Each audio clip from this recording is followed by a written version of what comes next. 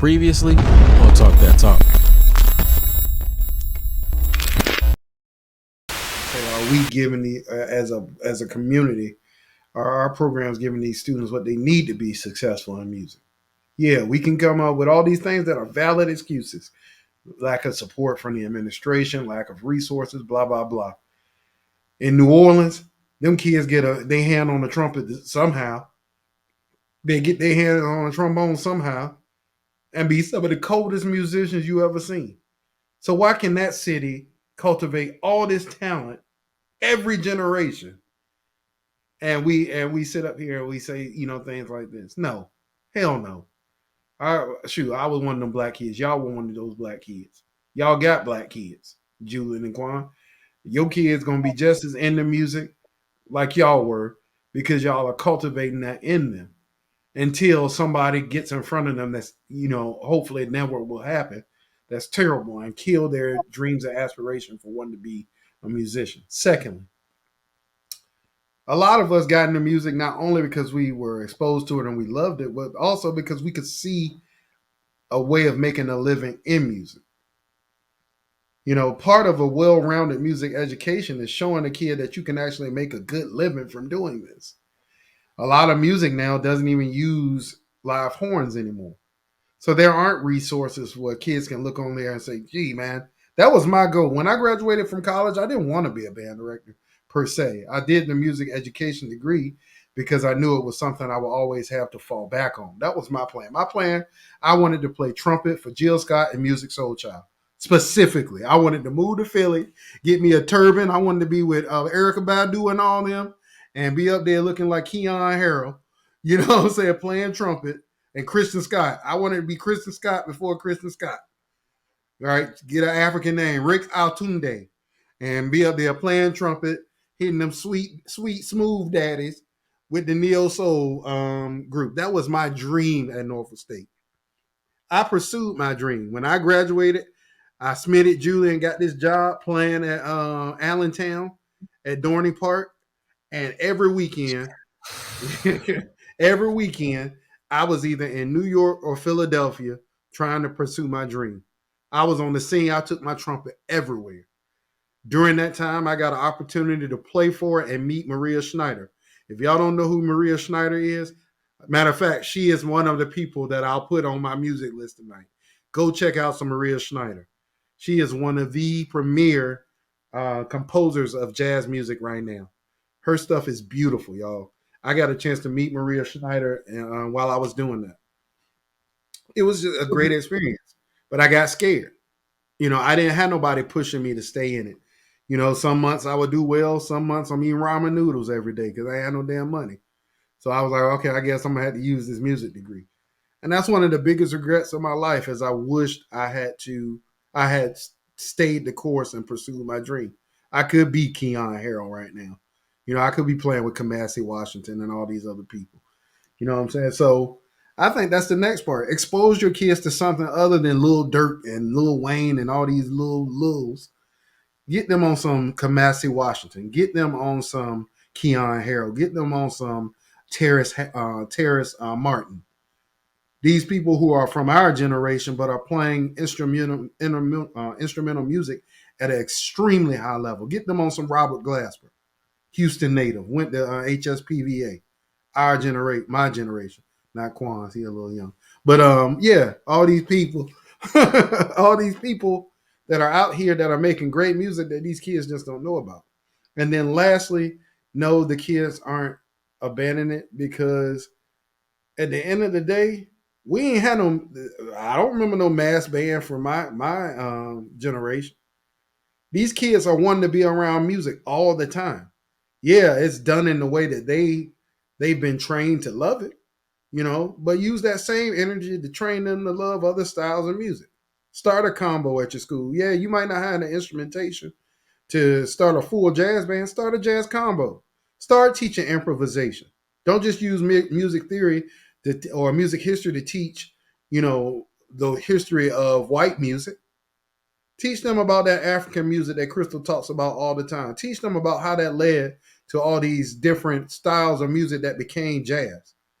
Congo Square, how these people, that was way, one of the only times where people during slavery had a day to come together and actually be around each other, a day of, or a few hours of freedom. You know what I'm saying? Like, right. Like, teach them something other than, dog, you hear that goddamn nobody does it better? Yeah, dog, that shit's sweet, dog. It's other stuff out there. But you have to be informed of what that other stuff is in order to get these kids, actively involved. Justin talks about this all the time on the show. And this is why I respect the hell out of Justin. Justin comes up here and said, we got to meet these kids where they are. Yes, you have to meet those kids where they are, but you also have to be the educator that you went to school to be. You know what I'm saying? Like, we got to stop just letting them dictate everything. Hey, guys, all right, let's meet 50-50. I'll write that little dirt, but I'm going to write my chords in it. You know my music, Julian. I'm going to hit these chord daddies in there, and I'm going to explain to you what these chords are that I'm writing and how I got to what it is. But I'm also, if I give you that, you're going to play something by Herbie Hancock. Oh, Mr. Brown, who is Herbie Hancock? I got you. You know what I'm saying? Like, let's be creative, man. Like, bring creativity back to teaching. Everything doesn't have to be black and white. Do it the same way every year. Collect that check, daddy, and go home. Actually, try a little harder, and you'll inspire these kids to want to do band again. I see Norcom. I'll end with saying this. I see Norcom Band in Portsmouth was like the beacon of black band in our area. Then up in Richmond, you had Huguenot, and what's the other one in Houston? I can't remember. In Richmond, but all over in Houston, you had Willow Ridge, Highland Springs. Yep. In Houston, you had Willow Ridge, you had Smiley, you had Cashmere, you had all these great bands that offered different things. Willow Ridge had one of the best, well-rounded programs in the city. One of the most well-respected, the best teacher I've ever had, his name was Dean Westman, talked highly about Ronald Thornton from Willow Ridge. He was one of his mentor teachers, one of his favorite teachers in the whole world. And that's coming from a guy who now designs shows for Blue Coats. He's the orchestra director at Avon High School, who's whipping everybody's ass and everything. He respects the hell out of Ronald Thornton. Cashmere had one of these swingingest big bands out there. Have different identity, man. Be creative. Be willing to do work outside of just what's comfortable. So that's it. And we got Justin down there in the waiting room, so I'm gonna let him in a second. But one of the things that I was thinking about when I first saw this pop up on Meet Me in the 50, and I was looking at the comments, and then I thought about me asking the question, and I wanted to pose this out here.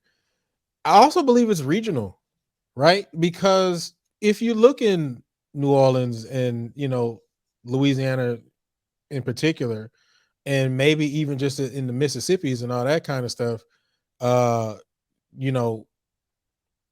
you may get a lot more buyback from the chocolate kids versus, and I'm gonna use them as an example right now, versus, shout out to Carlton Williams at Skyline.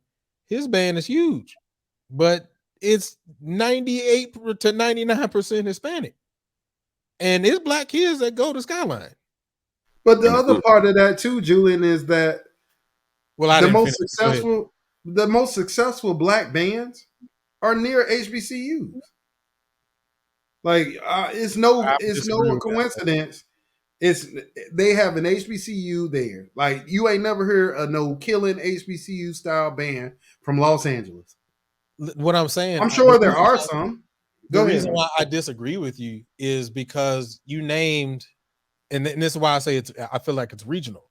You named great programs. You named my high school, Willow Ridge. You named Cashmere. You named Smiley. Like, all of these schools are in an area where there are two historically black colleges and universities. So that's why I disagree with you.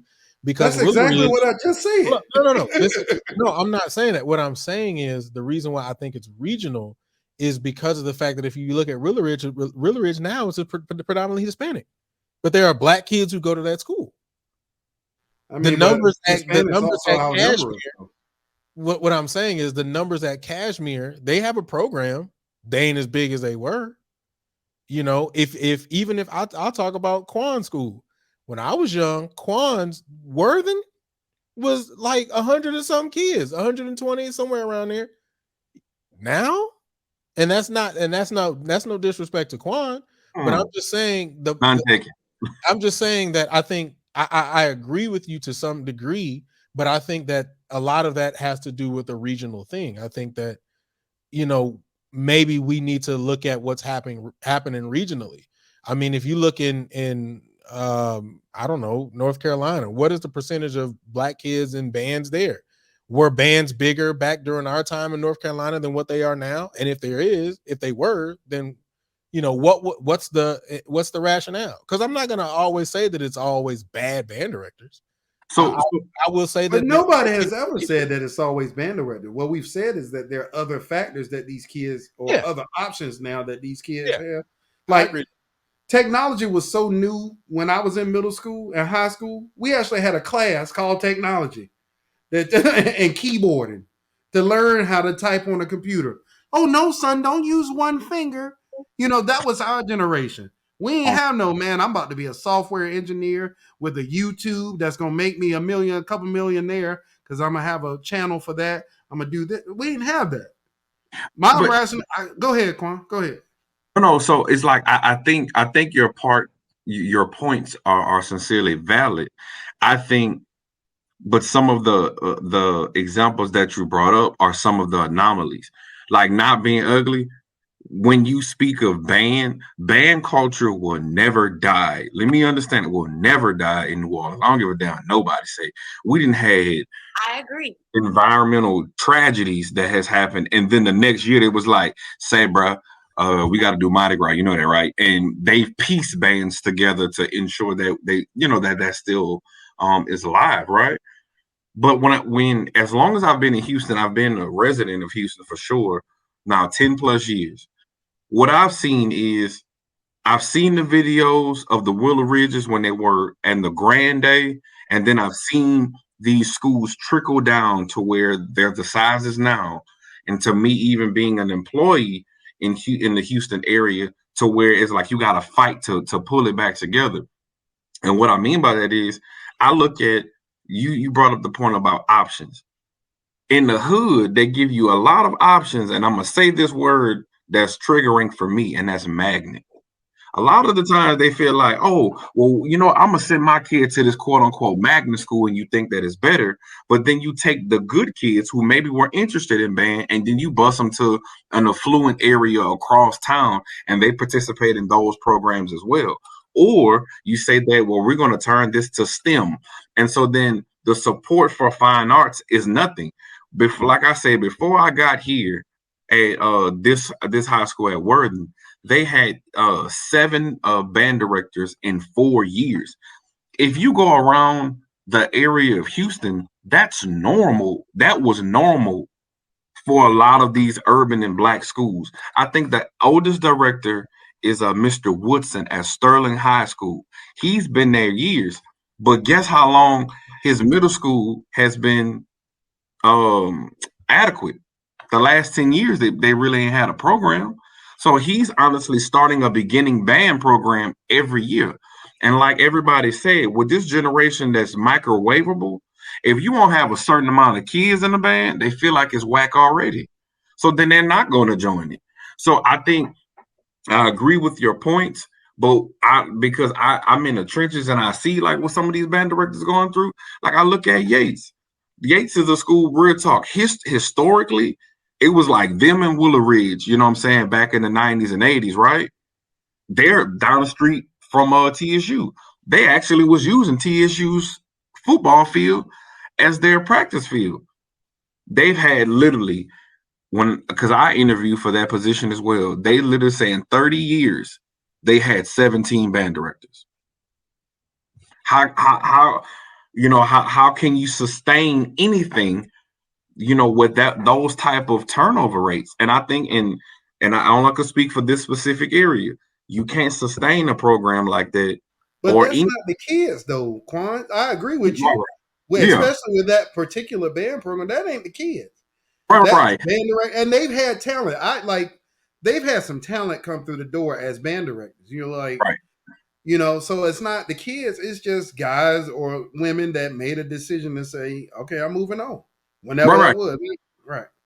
But that's what I'm saying. So it's like for me, like I think we all agree it's not the kids, it's the environment or these administrators that's the cause and effect of why these bands are not sustainable. It's hard.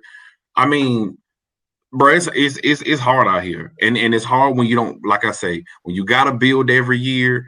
Um, Social media is like it's so many things that is against you, and so for the band programs that are small, that are still trying to do their thing, that's why I support small bands, because I know the struggle. And like I said, shout out to Thomas Perry, that's at Jarvis Christian. That's honestly, that's on everybody timeline, Trying, on man. He's trying. everybody feed, on everybody trying to build that program, you know what I'm saying, from scratch. Doc Fred, that's Chisholm, he was there at one point, and I know his story. It's hard to build from scratch, and But the it's thing just about hard. it, Quan, is this too, right? Like this question to me ties into the last. We gotta stop expecting this day and age band to be our band. I know we want it to. Them days are long gone.